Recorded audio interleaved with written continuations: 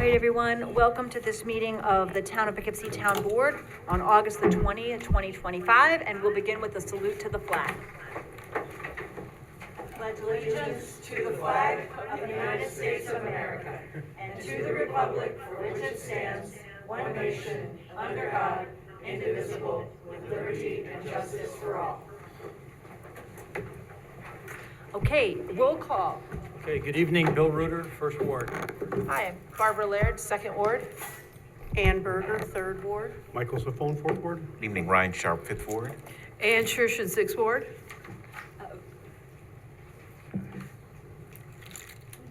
Felicia Salvatore, Town Clerk. Emily Spencer, attorney to the town. Rebecca Edwards, Town Supervisor. Okay, so we begin tonight with a public hearing. So we'll do that first. I think we have an echo here. We might need to turn something down. Okay, we'll work on it. Let's start with the public hearing. Board Member Reuter. Sure, it's regarding a order and notice, public hearing today regarding premises at 195 Vassar Road, which is regarding a demolition of the property.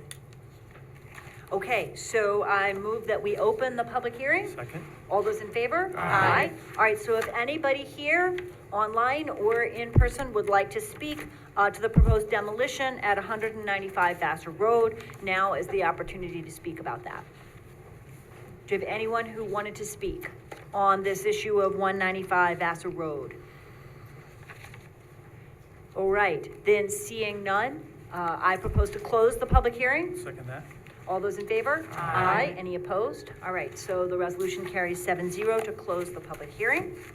So whereas December 3rd, 2024, Town of Poughkeepsie filed an order and notice of public hearing, Dutchess County Clerk's Office regarding premise at 195 Vassar Road owned by Kenneth Walters, which order required, among other things, either repair or demolish the residential structure on the premise. August 13th, a subsequent demolition order and notice of hearing regarding premise was filed with the Dutchess County Clerk's Office, copy of which annexed, which the demolition order was served on Mr. Walters on August 12th, 2025. Mr. Walters failed to take any action required by the first order and notice filed on December 3rd, 2024. Now therefore, be it resolved, if Mr. Walters has not commenced the demolition of the structures on premise within 30 days of service of the demolition of order notice hearing on August 12, 2025, i.e. or on before September 11th, 2025, or has otherwise failed to timely comply with that order of notice as determined by the building inspector, this town board authorizes and directs the involved departments to access, demolish, and remove the buildings at the premise by the town employees and or by responsible contractors making the most favorable proposals or bid submissions to the town, and therefore assess against the premise and levy and collect the expense of same as provided in Article 15, 130-16 of the town law and code, and Article 71 for the levy and collection of a special ad valorem charge. Be it further resolved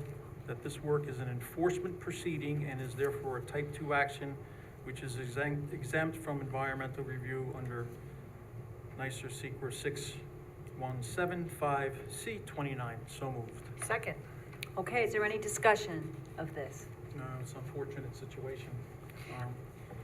I just wanted to say thank you to the legal department and especially to Jim Nelson, Yeah. who has put in a huge amount of work on this to make sure that we're doing this right and following all the steps. And so I really appreciate his hard work on this, which includes putting on high boots and stomping around the property and a lot of other things too. So beyond what the legal department is usually asked to do. So I appreciate his work very much. Any other comment? All those in favor? Aye. Any opposed? The resolution carries 7-0. Okay, after that, I believe that I move to open the floor. So let me start over. I move to suspend the rules so that anyone who would like to speak on any item that's on tonight's agenda can do so for up to 3 minutes. Anyone who's here in the room or online. So moved. Second. All those in favor? Aye. Any opposed? The resolution carries 7-0. So we will have 2 presentations, but before that, we're having general comment from anyone who wanted to speak on items that are on our agenda tonight. Is there anyone in the room who would like to speak? Yes. Welcome.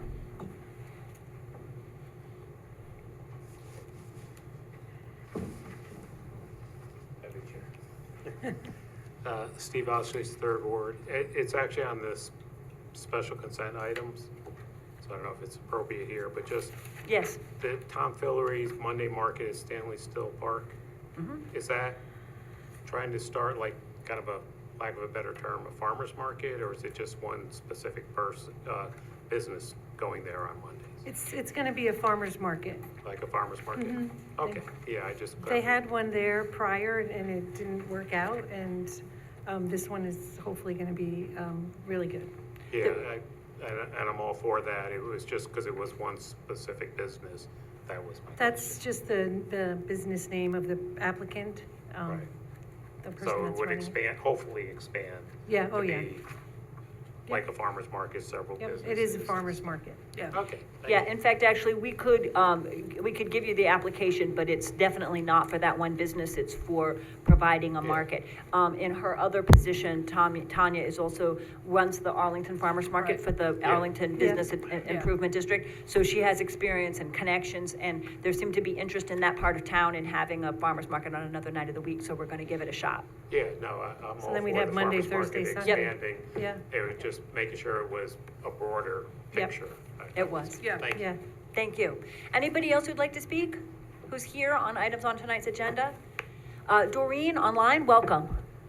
Thank you. I had a question about the special consent item for the temporary person for the receiver of taxes office. How long is that for?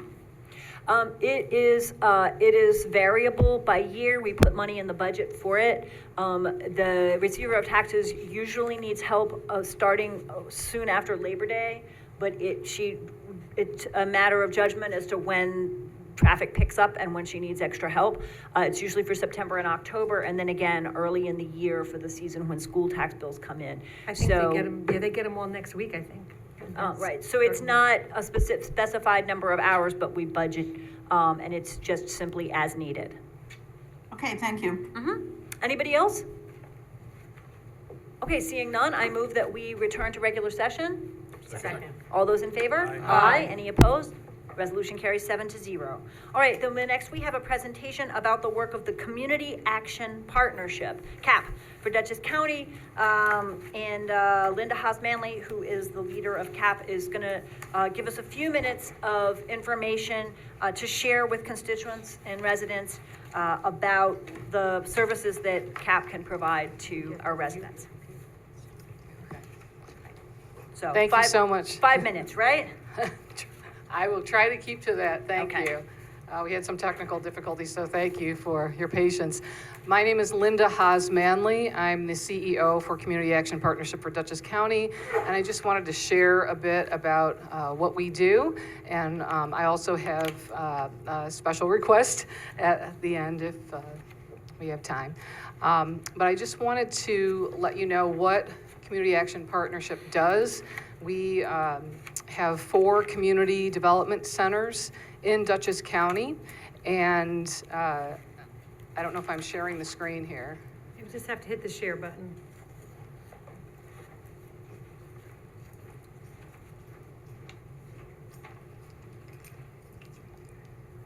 I just shared, but now it's asking me to sign in.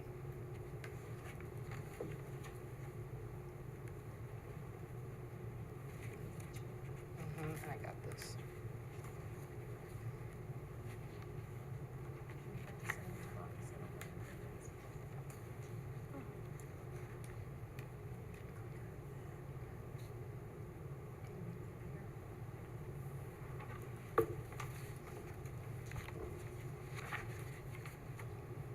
I apologize. While we're trying to get this in, I will just say, most of you have paper copies. I'm sorry for the people who are on Zoom that can't see this right now, but I know the board and folks in the audience, there's copies of this presentation on the back table if you'd like to follow along. And also, I know Felicia's already got it uploaded, so it will be part of Okay. the summary of the meeting, so we'll be able to share it with the public. Thank you. So, Thank you so sorry much. for the technical That's difficulties. okay. I apologize as well. Our mission is to partner with individuals and families to eliminate poverty and help them to identify resources to achieve self-reliance. That's the goal of the organization, and our organization is actually a network. We're part of a network of over 1,100 community action partnerships across the U.S. and 49 in New York State. So Dutchess County is just one of many of those agencies. And our focus is not just to help people in an emergency situation, but to focus on self-sufficiency. Linda, it is sharing, you just have to click through we do see your presentation, Thank you. even though it looks like, yep. There we go.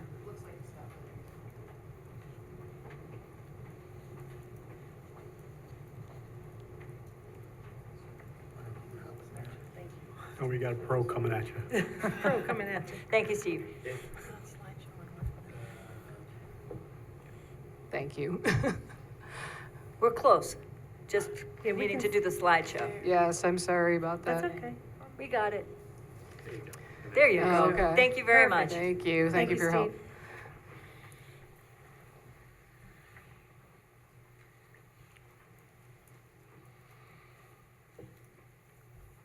So you'll notice that Community Action was established in 1965 as part of a bill in Congress to help eliminate poverty.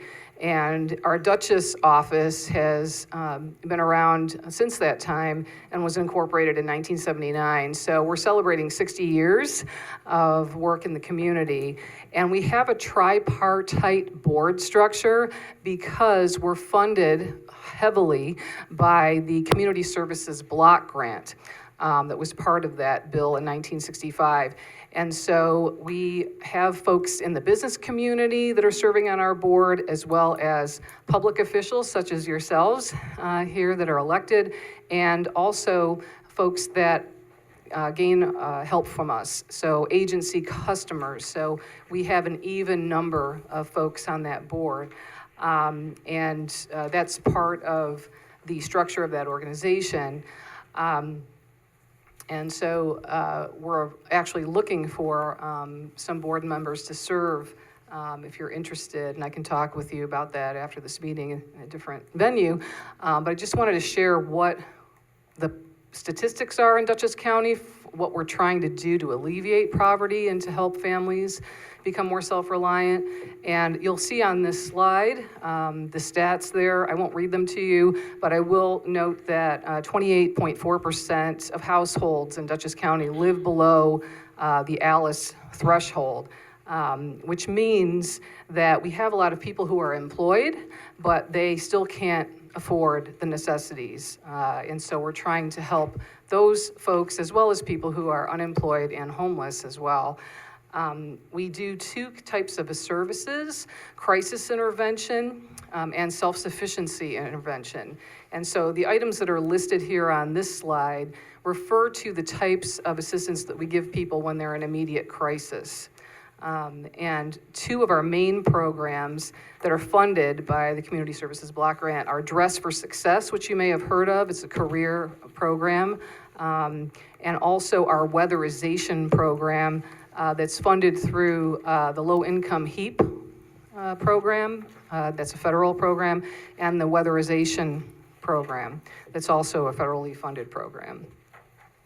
In terms of self-sufficiency, we have family resource coordinators in each of our locations, which are Dover, Red Hook, Wappingers Falls, and Poughkeepsie. And when folks come to meet with us, they get coaching, basically, on the items that are listed under self-sufficiency here. And we go through their budget. We try to help them to come up with a plan to be able to meet their needs in a way that takes them away from having to be reliant on social services, although we do provide lots of help in that regard as well. So our family development model includes helping families in particular to get more control of their lives and to put the control back in their hands. And so that is the model that we use throughout our help with them. And some of the goals we try to help people with are everything from maybe earning their GED if they never graduated from high school, applying for benefits, trying to afford medications, trying to afford affordable housing, which I know you know is a major issue in the county, and also being helped with all kinds of different types of necessities. Some of these slides are just photos of our Dress for Success program, and I'll quickly flip through these, but Dress for Success is an international program, but we have a Dutchess chapter here, and it's a not-for-profit organization that partners with us to help women in particular to achieve self-sufficiency and employment and workforce solutions. We also have a weatherization assistance program. This is federally funded that helps lower energy costs for low-income families. And we focus on the disabled, the elderly, and children as well when it comes to this particular program, because we have different federally funded programs within the weatherization program that we offer. And Dutchess County actually has just given us additional monies from the federal funding that we received. You may have seen that in the news, that Sue Serino gave us $35,000 to do more cooling for seniors and people with health conditions. So we have a staff that does that kind of work. Some of them are in action here in these photos, putting in insulation, helping. So we basically make it warmer in the winter for folks and cooler in the summer. We have done some of our own statistics on how much energy this saves, and on average, folks that get our weatherization services, which may be heating or cooling installation or repairs, tend to save about 35% on their energy consumption. So I won't read you this slide. It has quite a lot of information on it, but basically we are enabling families to reduce their energy bills by making their homes more efficient, either through repair or through installation of better heating or cooling systems. In terms of the local impact of our organization, these are some stats that I wanted to share with you. In 2024, we assisted 1,732 households, which represented about almost 3,000 individuals, and 600 homes received energy assistance. And lots of folks also received heating, fuel, emergency help, and access. A lot of households also, over 1,000, accessed our food pantries. We have 4 food pantries, one in each of our locations. And we give people 3 days worth of food for every 30 days that they might visit us. But again, our goal is to help them to move past needing our assistance in that way. In addition, we partner with AARP to provide free tax preparation for low-income and moderate-income individuals. And this program served 6,600 plus folks in Putnam, Dutchess, and Orange County this year. About 4,400 of those folks were from Dutchess County. So these are some tax highlights, and again, I won't read these to you, but I did want to note that 3.2 million in refunds and credits were part of the program results, as well as a $2 million savings to clients in their preparation fees. So it's a major program that we offer. Our partners, we partner with 39 programs and other organizations in the county, and these are just some of them. You may have heard of Miles of Hope, for instance, that helps folks with financial assistance for breast cancer expenses, and that does not have an income requirement. Some of our programs have income eligibility requirements, and others that are privately funded may not. And so that offers us a bit more unrestricted funding to help different populations. So these are also more stats there in terms of who we work with. United Way also funds us for our Dress for Success program and also for the tax program. And we have many, many volunteers who work for us, and these are just some folks that help to do a variety of activities for us. And we love our volunteers, of course, and we could not operate without them. In terms of the administration and management of our program, I'm listed there as well as our CFO, Teresa Pano, and our management staff is listed here as well.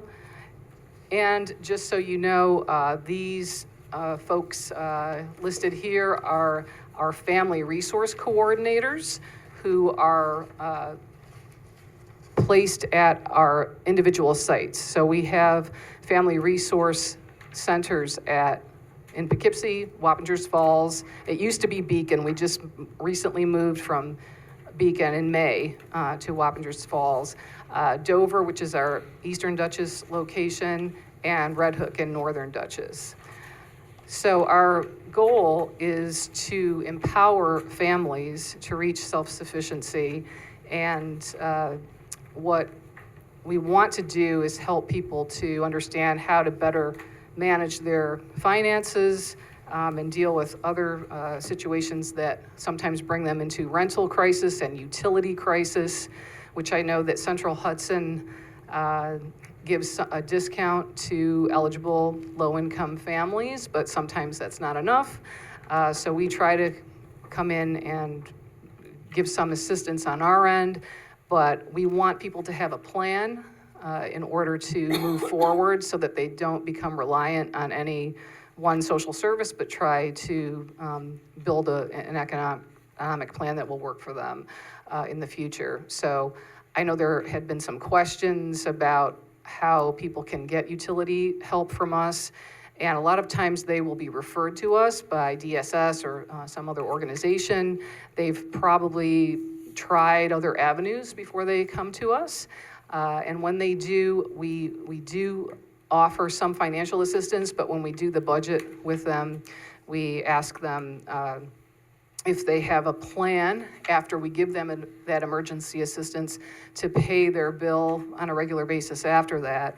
And sometimes they don't have a plan. And so if they're $5,000 in arrears or similar, we may not be able to help them because to give them $500 or $1,000 isn't going to help the situation. So we may be working with them in other ways to get them to a different point before we would provide them with assistance. So it's complicated. It's case-by-case basis. But I did want to entertain your questions about our organization and give you an opportunity to learn more. Thank you very much, Linda. I know there are people in the town of Poughkeepsie who benefit very much from CAP's work and also people who volunteer with CAP. So I appreciate the report. Are there questions? Sure. Thank you so much, Dr. Manley, for the presentation. I just wanted to ask about the rent assistance. How far along would a tenant need to be in terms of being eligible? Like, would the landlord have to commence a summary proceeding before they'd be eligible for rent assistance? This is also a case-by-case basis. Our rental assistance is often provided through private funding, and there's a limit to how much funding we have to give. We also have some federal and county resources, but if someone is in arrears for their rent over $2,000, let's say, and many times it can be from $5,000 to $8,000 they come to us with that situation. We often cannot help them because they don't have employment and they don't have a plan. And so they're really in a situation that requires a different action. But yes, if someone comes in and a lot of our clients are employed, but they can't meet the rent this month, but they have a plan for how they could in the months ahead because maybe they've just got a job or they've worked out some kind of plan with other services.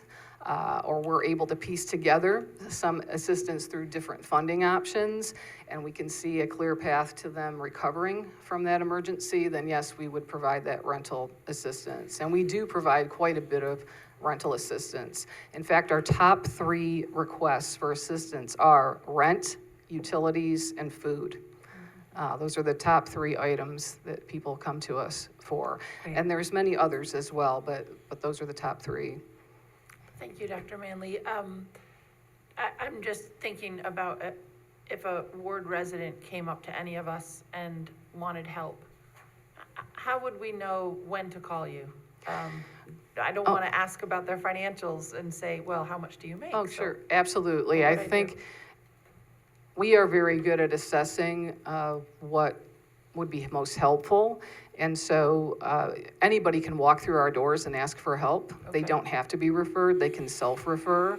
And one of our family resource coordinators will sit down with that person and do an intake and help them with budgeting. And it's a family development model that's a holistic kind of program. So anyone could come to us, or if you think someone would benefit from talking with us, we certainly would meet with them Okay. and let them know what we can and can't help them Okay. with. So we can Yes. refer anyone and give them the number and Oh, the absolutely, location? yes. Okay. And People call us. they can visit any of the sites or contact any of the 4 sites? Yes, or- they can contact any of the sites, Thank you. yes.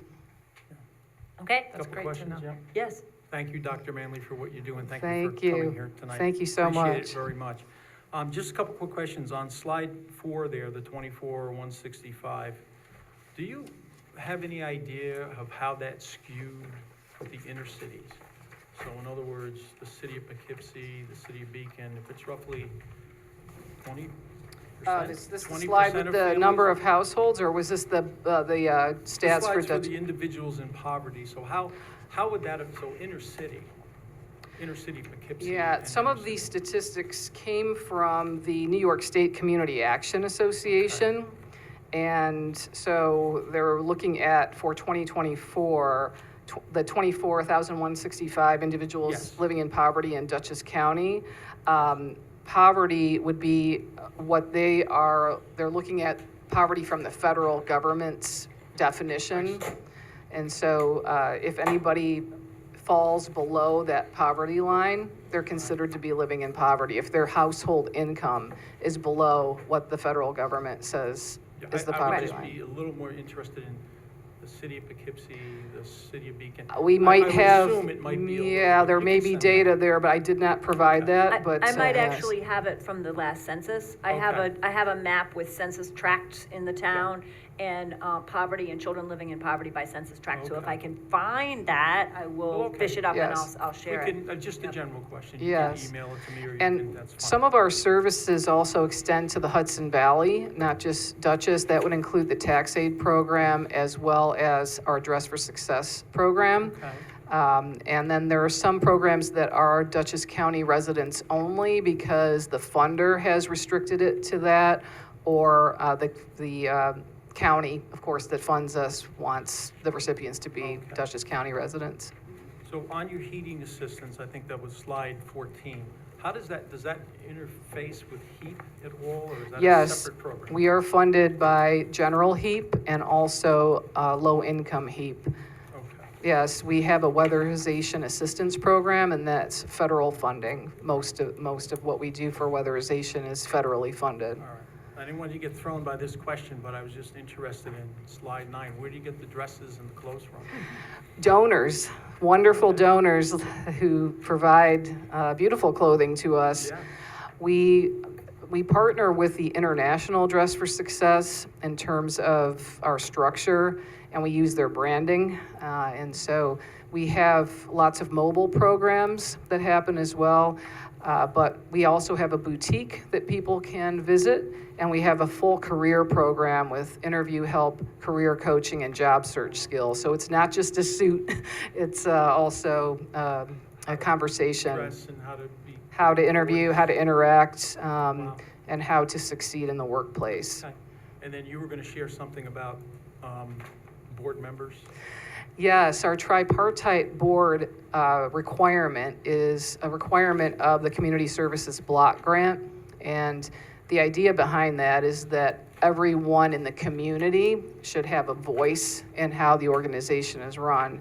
And so we have to have an even number of board members in each sector. That's the public sector, the private sector, and our low-income folks that seek our services. So we are, right now, we are short 2 board members for public officials and 1 board member for low income. And so what the requirements are to be a board member is we have a monthly meeting, and we're off in the summer in July and August, but we're looking for people who can provide advice as we move through some of the trials that are coming up with funding and program decisions, and just generally be supportive of the organization. I know that it's heavy election time right now, so people's time is very limited, but we also would be interested in individuals who might want to do this but may want to delay until January perhaps. That would be something that we would be very open to as well, if someone on this board was interested. Okay, wonderful. Thank you very much. you. Thank you so much for coming in. I know Thank this you. is something that all of us can use to, talk with constituents and people who are seeking services, so I appreciate it very much. Thank you. Thank you so much. Thanks. Okay, we have a second presentation, and this is by DLC Management about self-storage at the shops at South Hill. Two very different presentations tonight. Welcome, thanks for being here on a rainy night. Thank you so much. Appreciate the opportunity to discuss our proposed application. My name is Jack Rosenkrantz. I'm the Vice President of Redevelopment at DLC, which is the owner and manager of the Shops at South Hills Shopping Center. I have our local attorney here. Sure. My name is John First, at Catania Man and Ryder. I'm the local land use counsel for DLC, the South Hills Mall. I was before the town board a couple of years ago, but Jack will fill you in on what's happened since. Yeah, sure. So our goal is to revisit an application that was in process with this board about 2 years ago. It was with my predecessor in my role at DLC, but it was essentially the same application to amend the zoning that is overlaid at the shops at South Hills to permit self-storage as a use. Our goal is to pursue converting the former Burlington store into a self-storage facility. The Burlington store is the space in the back of the boulevard, at the back of the shopping center.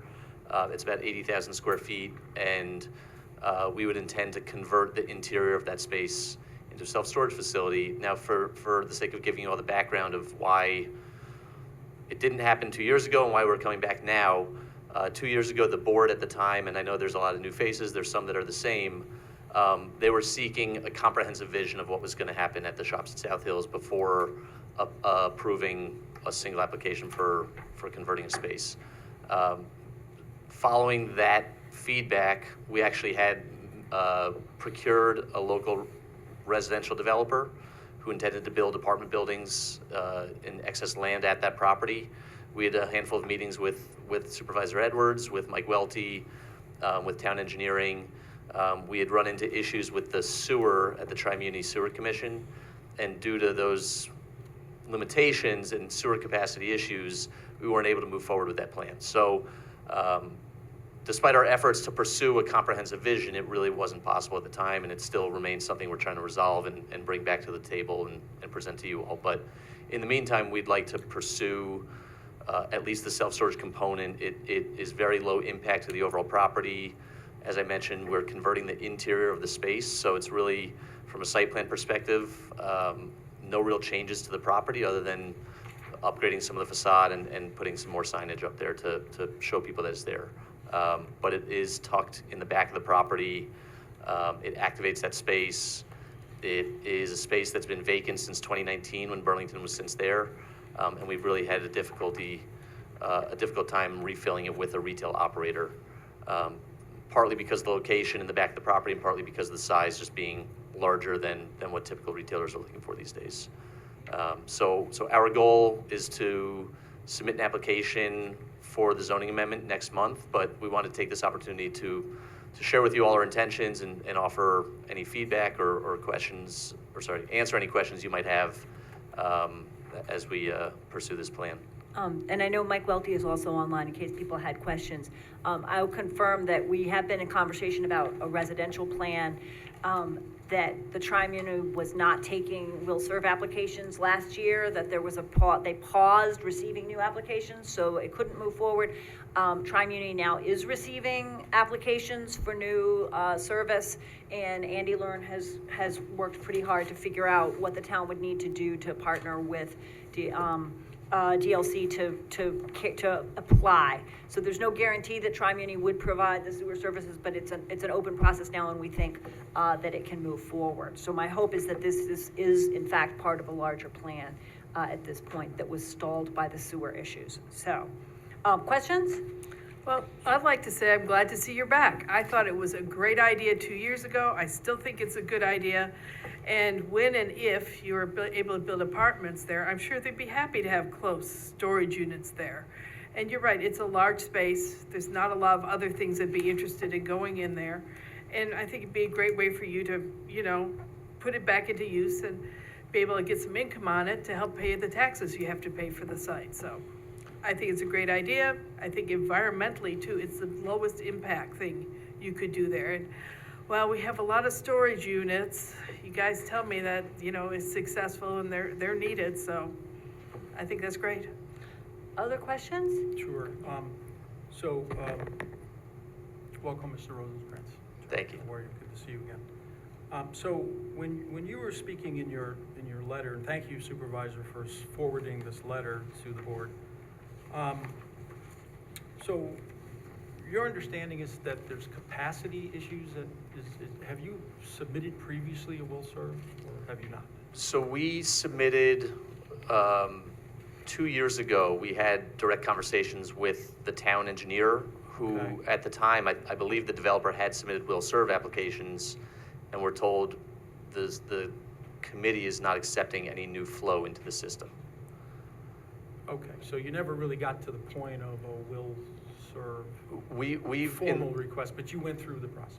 I think you did, Tri-Muni did receive an application from you, right? They did, and then we resubmitted one in the last 2 to 3 months to try to restart the process of at least initiating a response from them formally. So your comments on the fourth paragraph here, despite repeated requests, is that due to the storage, or is that due to the original application that you made? No, the requests have been in communication with the town, trying to say, hey, has there been any progress with the sewer capacity issue? But you have reapplied to Yes, Tri-Muni? we have. We reapplied, I think it was in June of this year. So when you didn't get it, did you go to it? I'm sorry, I missed a couple meetings, the Tri-Muni, due to medical issues, but did you go this year to a Tri-Muni meeting? In the past year, I've not gone. I went in 2024. I attended a meeting, but it was a plea to consider our application, and it didn't go anywhere. Okay, so if you're moving forward with proposing to move forward with the storage unit, I'm not convinced that there's another will serve request that's required for that, because they're already being served for that space. Yeah, I think there's two separate issues. The will serve application was for the residential project specifically. Okay. The storage application is reusing existing connections, existing sewer flows. If anything, it's going to lessen the demand on the sewer and the Right. water usage. So Right. the expectation is that we don't need a will serve application for the storage Yes. project. So the original reason for the negative declaration was that the county, I believe, wanted to see the entire plan, and that forced the planning board to declare. Yeah. Is that accurate? The negative declaration was actually a separate issue. Yes, so when we applied, we submitted a petition for a zoning amendment back, I'm gonna say in May of 2023. And the board accepted the application, and then part of the process, when you have a zoning amendment, they referred it to the county planning department as well as to your town planning board. So we appeared before the planning board. They issued a recommendation for our proposed zoning amendment, which again was to allow self-storage as an adaptive reuse. And they also were the lead agency with respect to secret, so they issued a negative declaration because, as Jack had mentioned, as far environmentally, we're not changing anything except for signage. I think we're adding some ADA parking, Right. so there really is no, so the planning board has already reviewed this request from an environmental perspective. For the storage. For the storage. Yes. Right. Residential is completely separate, and quite honestly, our hands are tied at this point, but hopefully, it Right. sounds like there's been some recent headway. So I can tell you, I would have no issue at all in the first ward with the storage component of it. I think that that's infill, it's already served. You're right, there'd be less bathrooms, I think, if you did self-storage than what the coat factory may have had. So I would agree to really proceed with that. I would have some questions and would like to see and possibly involve the community to talk about the next step, and maybe get the community's input in a community meeting as to what they would like to see, and perhaps if we work together with that, I think we could come to a wonderful agreement and approach on that. Thinking about the residential piece then? Yes. Right, yes. Right, so, and I think we had some conversations and we can adjust that. So now, your thing on reducing greenhouse gas emissions on your last, is that just a general statement, or is that pertaining to the storage unit? By creating a storage unit? We were just trying to emphasize the fact that it's in line with the goals of the larger town. Okay, you're just mission making to- a general, Yeah, it's not building new, it's not reducing green space, I see. it's adapting existing. okay. Yeah, so my input to the board is as the first ward, I would think that, well, I'd love to proceed with the storage component of it. I understand what the county did last time, and so we might need a super majority vote, which we can do in this board, right?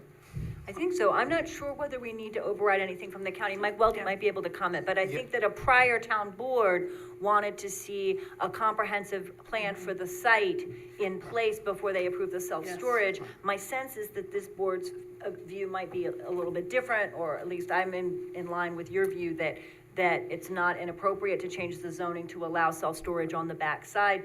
The company's in a good faith effort to try to make a site-wide plan, Right. and we're working on hopefully resolving the sewer issues that have stopped that from going forward, and that's a productive conversation. We are not, as they say, we may not be entirely in control, the town or the developer, and when that goes forward, but we're working on it. And in the meantime, the self-storage makes sense. And it's a hidden location, it's a large big box store site, it seems like an obvious use there. And if residential ever does show up there, it's a good thing that's compatible with Well, that look, residential based on your use, so- drawings, it looks Right. great, and it's vacant space and tax revenue, and it's useful and needed.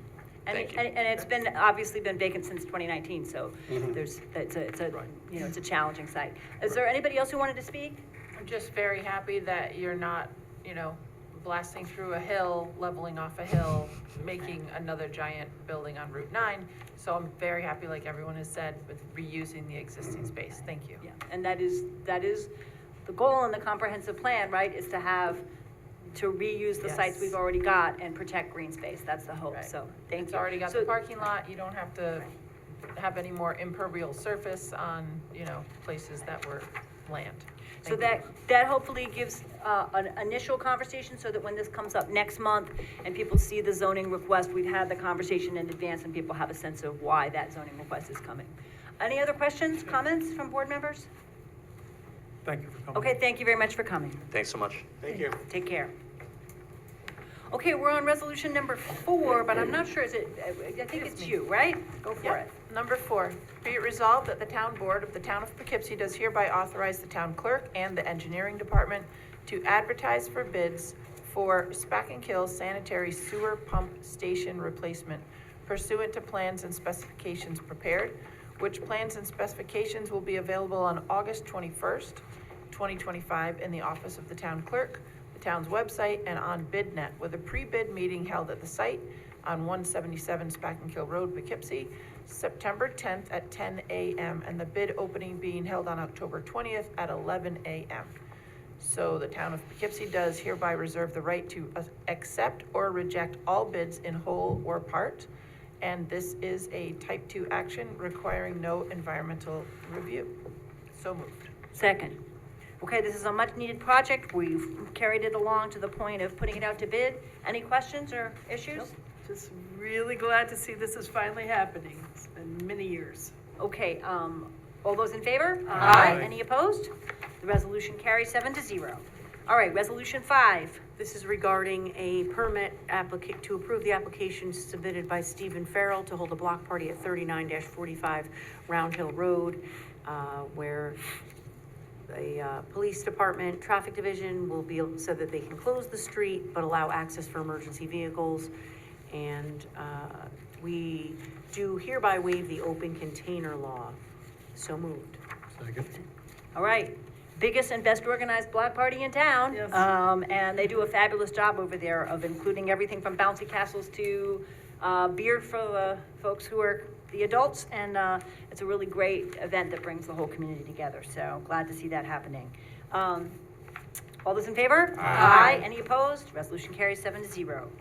Number 6 is a notification of claim, Mahoney versus the town, Long versus the town. Number 7 is also a notification For from me. the clerks. Yep. Just so you know, the Mahoney versus Town, I crossed that off because that was on at the last meeting. Oh. We snuck it in there, so it's just Long versus the town. I have 5 different events.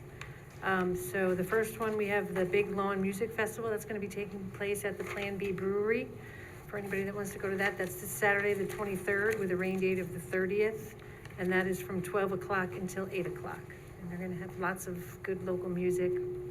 Then we have a motorcycle ride at the Animal Rescue on Sunday, September 7th, from 2 to 4.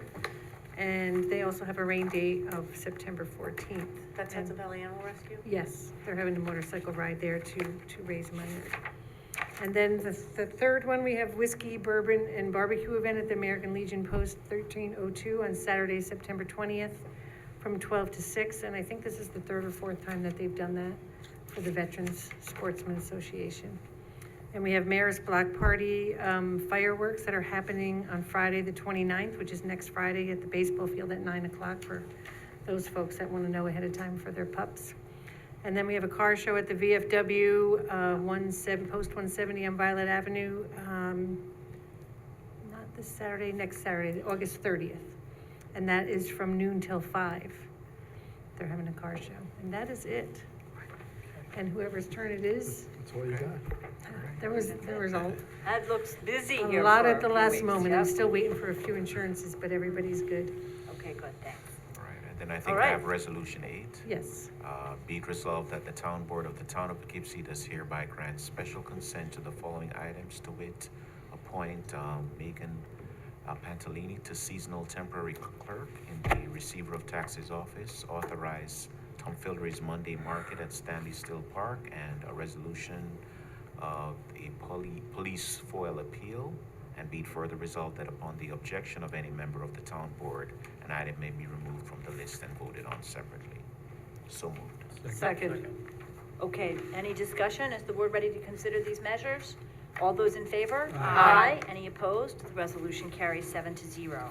Okay, be it resolved, the town board of the town of Poughkeepsie does hereby appoint Megan Pantaline to the position of seasonal temporary clerk for the receiver of taxes office at a rate of $16.50 per hour, effective September 2nd, 2025, which appointment shall be the subject to a probationary period as described by the rules for the classified civil service of Dutchess County, and be further resolved that the town supervisor or her designee are authorized to execute and file all documentation required by Dutchess County Department of Human Resources in connection with this appointment. So moved.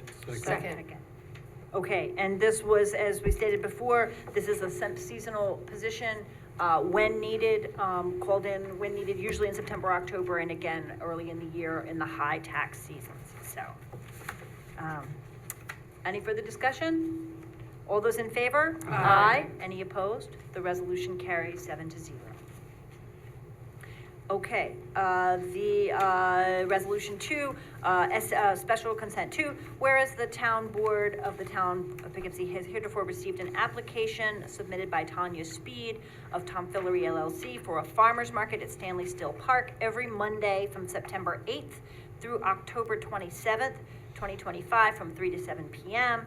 Now therefore be it resolved that the town board hereby approves this event application pending receipt of a certificate of liability insurance naming the town as an additional insured for those dates. So moved. Second. Okay, any discussion?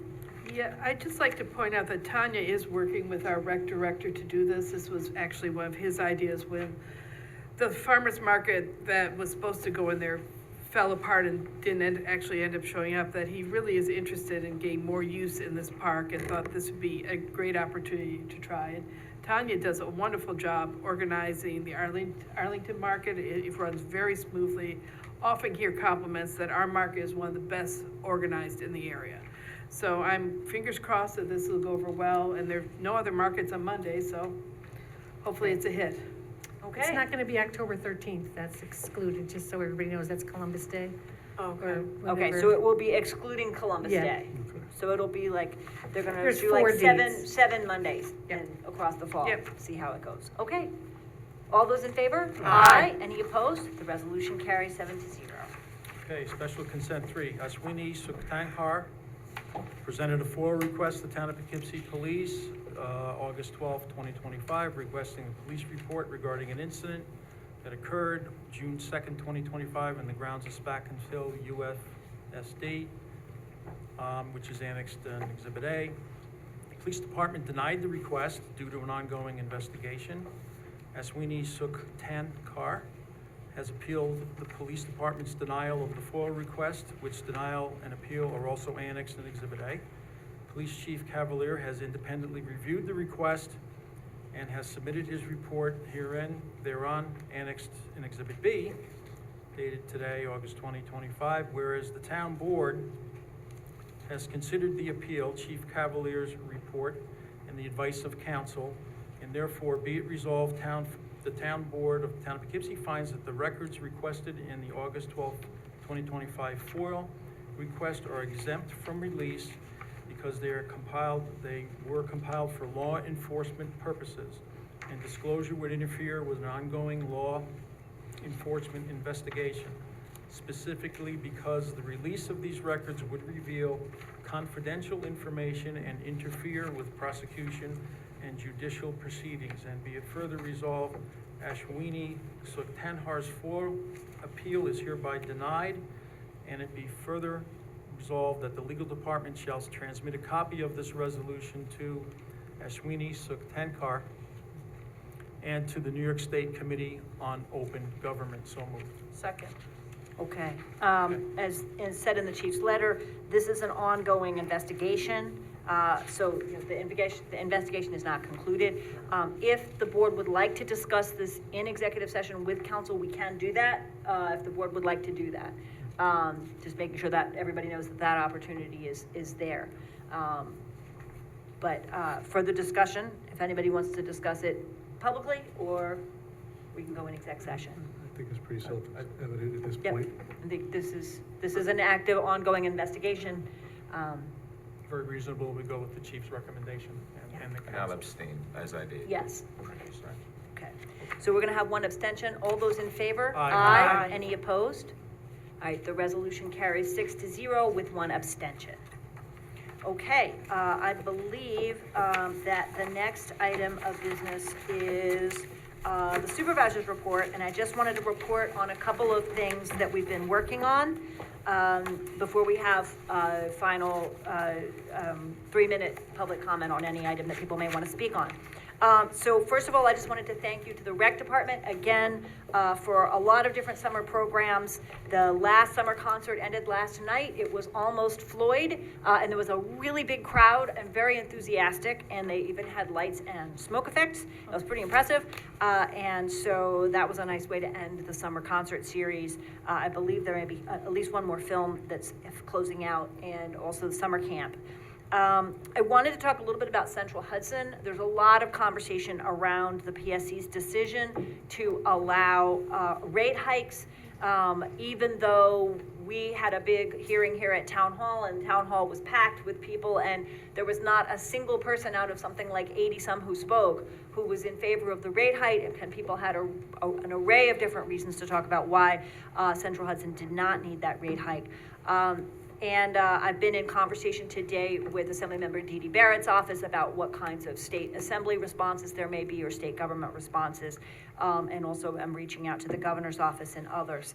I think that one thing we can do to help residents is put up a webpage in the town that not only helps people figure out where and how they can navigate complaints about billing, and I will say that the Central Hudson, middle of this year, has begun charging sales tax to the town, which we have never paid and should not pay. And so we are fighting to get that back off of the bill. And the sales tax is also charged at 11.125%, which is not the sales tax in Dutchess County. So for those folks who are calling and expressing their frustration with Central Hudson bills, the town is experiencing the same problem, which is inaccurate billing. And it's not just legacy problems from a couple of years ago, it's new problems cropping up. So it's a big problem. And so I'm working on a webpage that would sort of send people to a number of other places where they could get help, including the Public Utility Law Project, PULP, which helps people who are dealing with utility legal issues and billing issues. And also a series of possible ways in which people could get assistance in getting their bills down, lowering their bills before the heating season starts. That might include, although the heating season might have started tonight, but Right. I don't know when it's starting. Maybe it's kicking in. But the programs that Linda Haas-Manley just talked a little while ago about weatherization and insulation are potentially, I was really struck by the statistic that people may be able to lower their electric bills by 30 or 35%, or their heating bills by weatherization and weather stripping and insulation. You may be able to get help with that. There is a community solar option that is not income specific. It's to anybody who wants to sign up for community solar, can get a bill reduction. And there are a number of other state programs that can help people reduce their energy use. So I'm going to try to put up a page to help people in whatever ways we can deal with this situation, and also follow the ongoing conversation about the rate hike, which I know is controversial and is going to be a continued issue for conversation. So where I see resources out there, I will try to point people to them. I'm doing a lot of work on zoning issues, including the cannabis law, including inclusionary zoning, which we're working on to come up shortly, and potential agritourism zoning, and some other things like that. The one that I wanted to ask the board about tonight is filming. I do want in September to bring back, based on our recent experience, a filming permitting process, so that when someone who's a filmmaker contacts the clerk's office, the clerk has a form that they can fill out an application, and we can identify, and I spoke with legal today about whether we can identify major versus minor versus nonprofit or student kinds of film activity and things like that. We pledged to New Hamburg that we would spend the $90,000 roughly that the town is going to receive from that filmmaking project to the New Hamburg area. We didn't say when we were going to do that or how we were going to do that, and so it's something I want to talk about. A lot of people spoke to us about traffic concerns and about speeding concerns in New Hamburg. So we could go ahead and take $2,000 or $3,000 of the funding we've received and dedicate it to extra enforcement down in the New Hamburg area on the way to the train station and so what, as school starts. And that seems to be something that we were hearing from a lot of folks in New Hamburg during those meetings. That is, to do that would be to begin to spend the money that we're bringing in piecemeal. We haven't gotten most of it because they're going to be paying us by daily fee as they film between now and December. We could wait and we could decide how we want to allot all the funds at one time, or if we're hearing of needs, we could sort of allot it in bits and pieces. I wanted to just have a sort of preliminary conversation about what the board might want to do. This seems like a need that makes sense. I know the parks, the 40,000 of the money will go into the parks fund and can then be spent at whatever time it makes sense for the parks to move forward with projects. The other 50,000 that's coming in daily fees is more open, and so we can choose how and when we want to allocate it. I don't know what people's thoughts are about that. I'd like to think about it and get back to you with a list. Mm-hmm. Okay. I was also remembering at our community meeting at the New Hamburg Fire Department that I thought I remembered people talking about having a community group that would get together and help decide, so. Yep, that's right. That's correct. I believe the question was whether the New Hamburg Neighborhood Association, which I know was going to meet and talk about its sort of future operations. That's another question. Do we want to have, do we want to designate a group that's providing input? Do we want to ask that organization, which already exists, to provide input? If people have thoughts, let me know. Bill, it's your ward, so obviously Sure, you'll have thoughts about how we want I would say to. we're on the right path. I think that Mr. Siffone's recommendation, we can wait, but as Councilwoman Laird said, we did commit to having a somewhat of a general community meeting. I think we should probably tailor that a little bit with, here's some proposals that we might think. Yep. Rather than just have it generally open. The thing with the speeding is always been, a concern, or was a loud concern there, and also, so, maybe something with the chief's recommendation. Some of the municipalities, like I noticed in the village, they have a lit sign that says, like, hey, you're going 10 miles an hour over, and thank you for, so maybe some of that. I don't know how expensive that would be, so Wappingers Village has that, but. We have can some of defer that to equipment, chief. and I think that, there's a discussion about various kinds of speed equipment that we could consider Right. purchasing more that could be used around town. So I would be willing to, Right. make a decision to expend some of the money for that, whatever we understand the cost could be, with Chief Cavalier's recommendation. So my question is, I have one strong opinion, which is we should not spend this money before we get it. Sure, And no, we could no. begin to spend a little bit of it now, but we've only received a small amount, right? So my question is, do we want to wait until this cycle of filming is over in December? Sure. And in the meantime, try to engage the community on how they want to spend the amount we Sure. think we're going to get? Is Yeah, that be ahead the of the basic game. approach? Okay, all right, That sounds great. reasonable. I think that's probably procedurally easier too, rather than having dribs and drabs come up at different meetings and how much have we spent and we can't remember. Okay, all right, Better that way. that's good. All right, that's very helpful. I kind of wanted to know what our procedure was going to be. The last thing a couple more things, is that we are going to be this fall creating a steering committee for the newly named Burnett Tucker Brownfield Opportunity Area, which is to say the former Kmart, which is got about 15 different owners, about 21 different property parcels over there. And we did get the $250,000 state grant of $252,000, which is going to enable us to hire a consultant to lead a kind of community visioning process for the future, map out exactly where that landfill is, engage all the stakeholders who are tenants and who are property owners and who are neighbors, and think about what we want to have happen on that site and what's possible on that site, given that it's an uncapped landfill. And so if people know, we don't want a huge steering committee, but if we have a few people, if you have suggestions of people who might want to serve on that, Mike Welty and I are beginning to take names, so please feel free to pass along anybody who you might think might be interested. Making probably some emphasis on people who are on that site, either as business owners or tenants or nearby neighbors, but a few others as well. And I know that I would like someone to be a liaison from the Arlington bid. In my continued effort to persuade the Arlington Business Improvement District that the Kmart area and the ShopRite area should be thought of as part of Arlington because it's connected, but we have the arterial question there as well, so there's a number of things to talk about. So if people have suggestions, that's great. I also talked with Nate Smith about a possible meeting in September.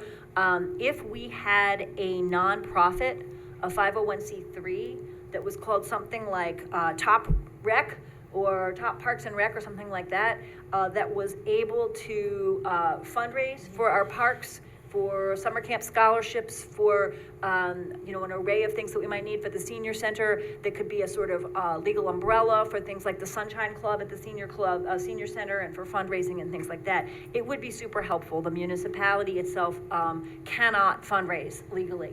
But we can, coordinate a public meeting and see if there are members of the public. I know there's at least a few who are interested in creating a board and working on that.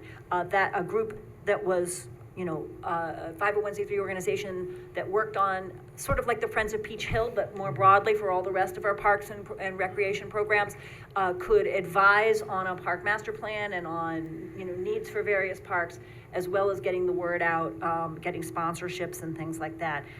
So if you have suggestions for people who might want to serve on that, please be thinking about people who might be interested. And I think we're going to try to hold a public meeting sometime in the fall after the Arlington Street Fair, so that we can give out information at the Arlington Street Fair about, this initiative, and see if enough folks come together who might be interested in forming a board and creating that. I think it would be very helpful. And Nate, this is an initiative that Nate's very interested in. Okay, last but not least, I wanted to give a little update on the police courts relocation.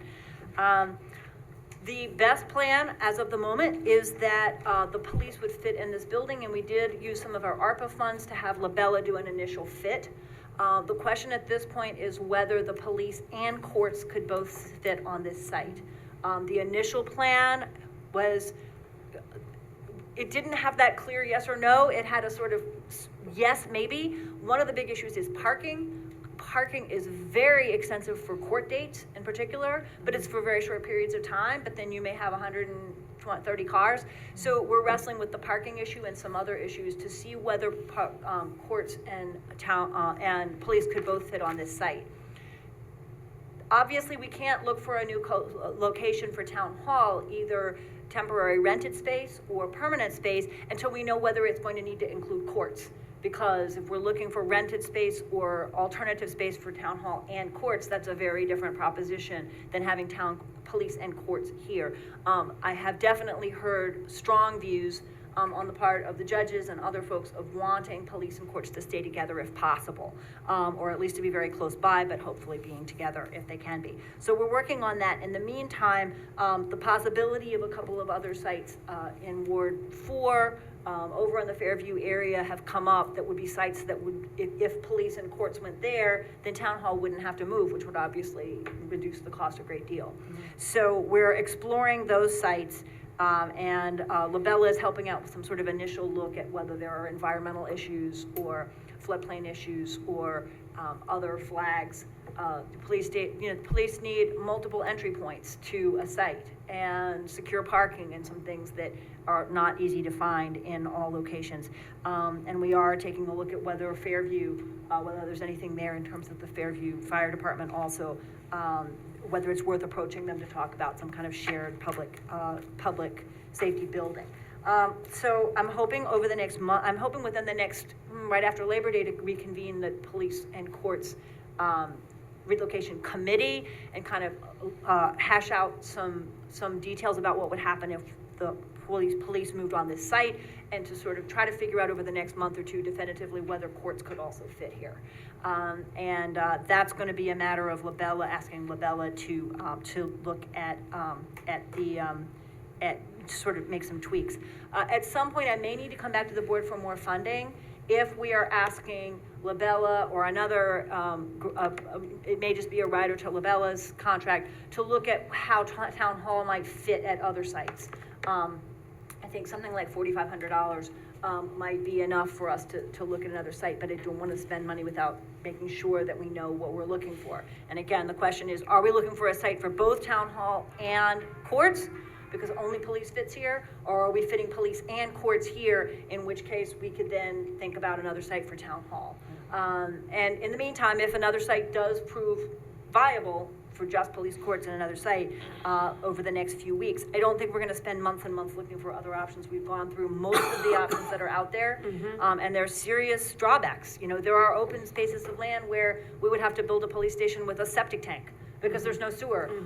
There are, there's some obvious places that might look like they're obvious, but they aren't, or they have, serious environmental problems where there's other challenges. So we have not found an alternative site. So far, it appears that the town hall site, the current town hall site, may be the best option for the police. In terms of call patterns, in terms of the police needs, this seems like the best part of town. Putting the police, well, maybe there's some folks in New Hamburg who would like to have the police in New Hamburg, but that's going to be an awfully long way from the rest of town. The Hyde Park border, we're trying to look for a central location that will serve everybody the best. So I wanted to provide that update, and I'm hoping over the next month or two to be able to kind of add some flesh to that, but wanted to let people know where we are. Okay, any questions? How'd you get all that off that little piece of paper? That's an awful lot for I'm a professor, I'm used to speaking for 75 minutes from an index card, right? So, yeah, that's the short version, maybe the short version. Okay, thank you. I think we are gonna suspend the rules now to hear from anyone who'd like to speak on any issue. I move that we suspend the rules to hear public comment. Second. All those in favor? Aye. Any opposed? All right, 7-0. Who would like to speak? Anybody? Yes, welcome.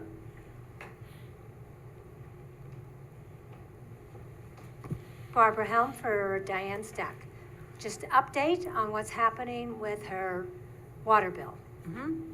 So I did send a note to the board, and I invited the board members, if anybody wanted to propose an exception to our policy, that we do that. I have not heard back that the board would like to do that. And I've talked with the water department, I've talked with the legal and various folks in town hall.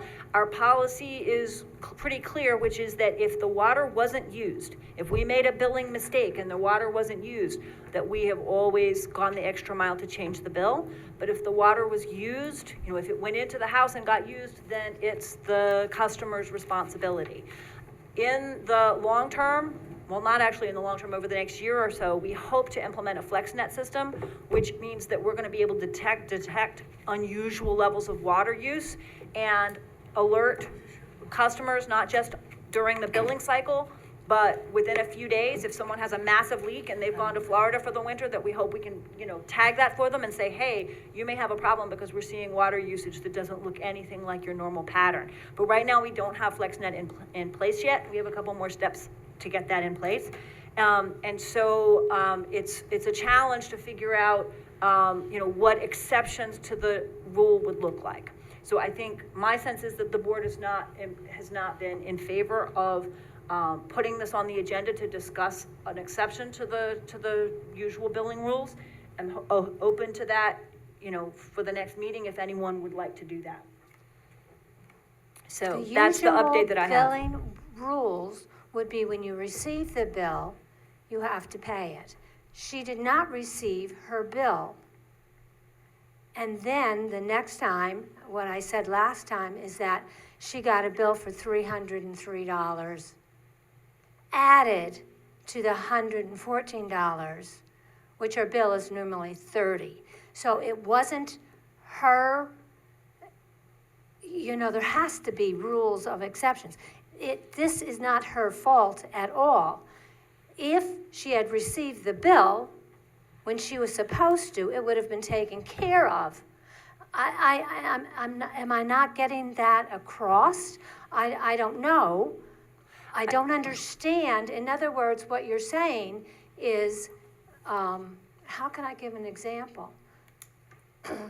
I sympathize with what you're saying, and I completely understand that what you're, trying to get across here. That had Thank she you. received the bill, she would have been a red flag immediately and Yes. said, where's this excess water coming from?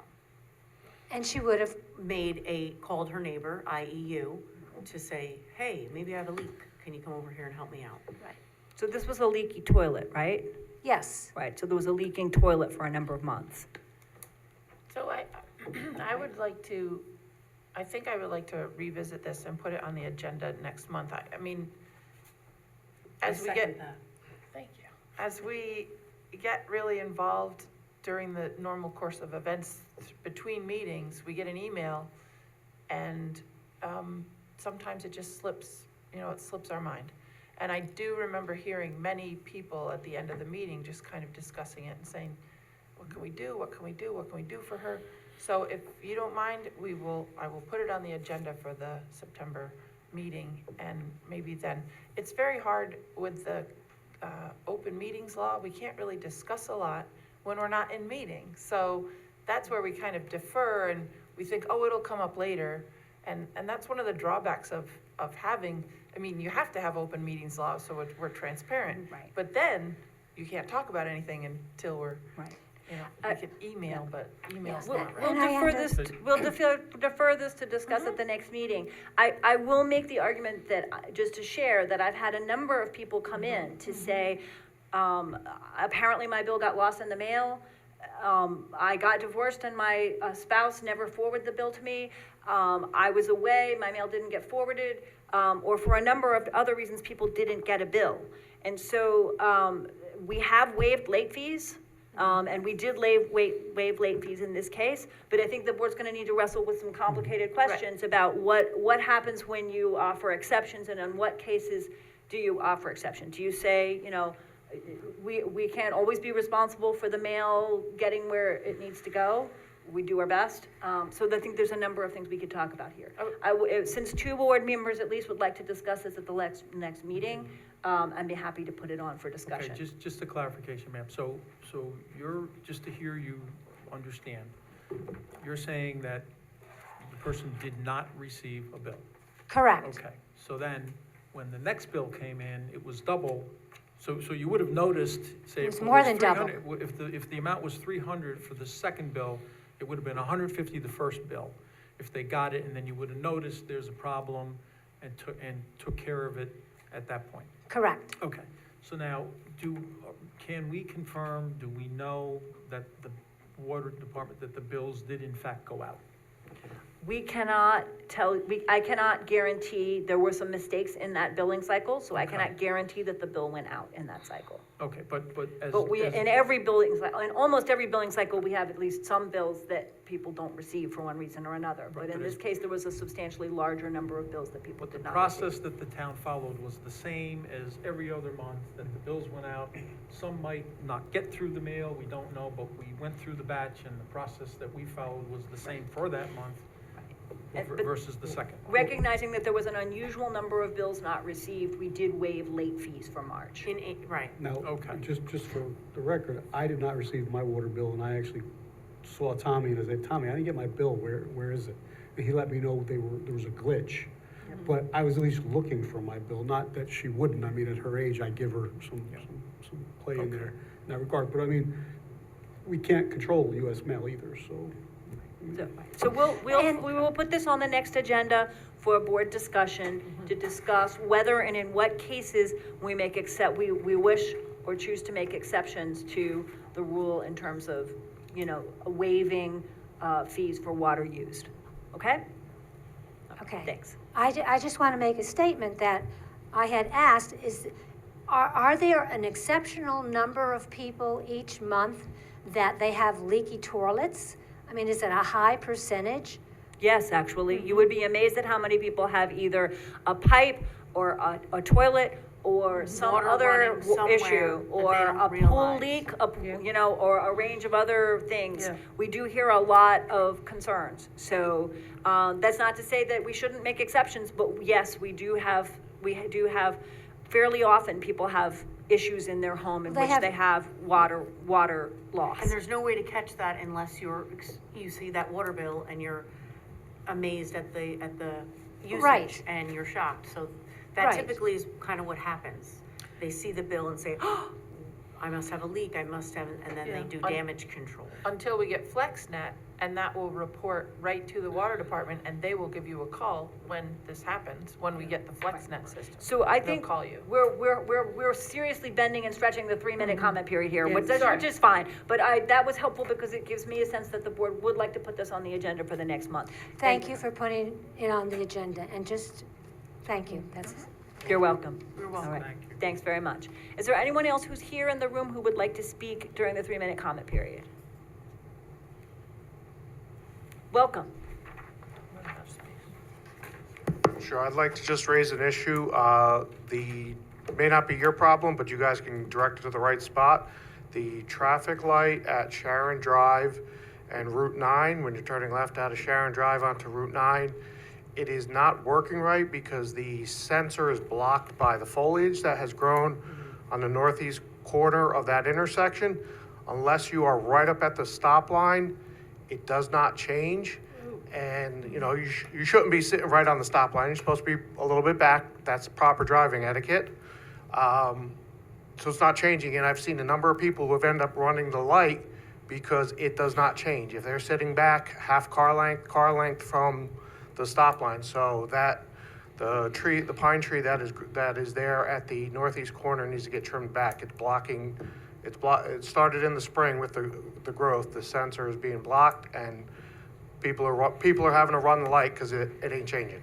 Oh, okay. You were very patient and waiting to tell us that at the end of the meeting, but thank you for letting us know. I think that's a state road, and I think we need to talk to the New York Sure, DOT. yeah, DOT or But we'll make county, sure that but- the highway, I'll call the highway department tomorrow. I see Chief taking notes to make sure that the police are gonna be on it, and we will make sure that New York DOT knows, and we'll get it fixed. Thank you for Excellent. letting us Thank know. I you. appreciate it. Thank you. Okay, anybody else who's in the room who wants to speak?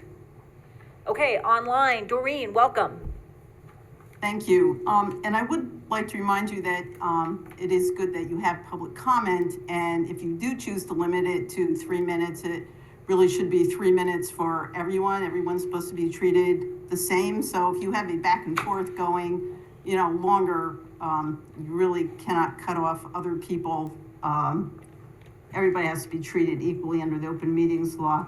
So, Kmart Brownfield, I would like to say that I've been talking about this probably for 25 years. It would be good if whatever's done at that point can daylight the Casper Kill there. I think it would be great to have the creek showing again and have some greenery, open space. So I hope the committee keeps that in mind. I know you mentioned it at comprehensive plan meeting, so I hope that's part of it.